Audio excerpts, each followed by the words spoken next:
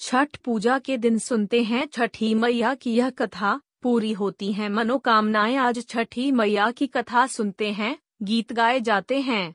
धार्मिक मान्यताओं के अनुसार छठी मैया की कथा सुनने से मनोकामनाएं पूरी होती हैं। कौन है छठी मैया? पौराणिक मान्यताओं के अनुसार छठी मैया को सूर्यदेव की बहन और ब्रह्मदेव की मानस पुत्री माना जाता है। इनका नाम षष्ठी मैया है, जिन्हें आम बोलचाल की भाषा में छठी मैया या छठी मैया कहते हैं। छठ पूजा में सूर्यदेव के साथ इस देवी का पूजन करते हैं। एक प्रकार से सूर्यदेव और छठी मैया भाई बहन हुए। पौराणिक कथाओं के अनुसार जब ब्रह्मा जी ने सृष्टि की रचना प्रारंभ की तो उन्होंने अपने शरीर से के दो हिस्से किए, दायां भाग पुरुष और बायां भाग प्रकृति। प्रकृति के छठे भाग से षष्ठी देवी की उत्पत्ति हुई है। इनको देवसेना भी कहा जाता है। जो व्यक्ति षष्ठी देवी की पूजा करता है, उसके मन की मुराद अवश्य पूरी होती है। छठ पूजा व्रत कथा। एक समय की बात है। एक राजा प्रियंवद थे, जिनकी पत्नी का नाम मालिनी था। विवाह के काफी वर्ष बीतने के बाद भी उनको कोई संतान नहीं हुई। तब उन्होंने कश्यप ऋषि से इसका समाधान पूछा तो उन्होंने पुत्र प्राप्ति के लिए यज्ञ कराने का सुझाव दिया।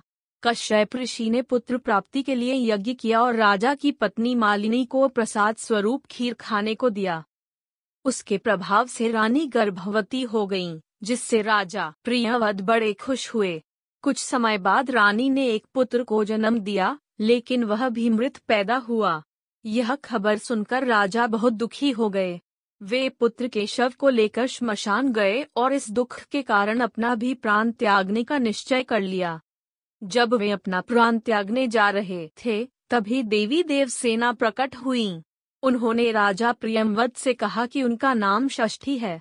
हे राजन, तुम मेरी पूजा करो और दूसरों लोगों को भी मेरी पूजा करने को कहो। लोगों को इसके लिए प्रेरित करो। देवी देवसेना की आज्ञानुसार राजा प्रियंवद ने कार्तिक माह के शुक्ल पक्ष की षष्ठी तिथि को छठ पूजा की। उन्होंने यह पूजा पुत्र प्राप्ति का कामना से की थी। छठी मैया के शुभ आशीर्वाद से राजा प्रियंवद को पुत्र की प्राप्ति हुई। तब से हर साल कार्तिक शुक्ल षष्ठी को छठ पूजा की जाने लगी। जो व्यक्ति जिस मनोकामना के साथ छठ पूजा का व्रत रखता है और उसे विधि विधान से पूरा करता है, छठी मैया के आशीष से उसकी मनोकामना अवश्य ही पूर्ण होती है। लोग पुत्र प्राप्ति और संतान के सुख जीवन के लिए यह व्रत रखते हैं।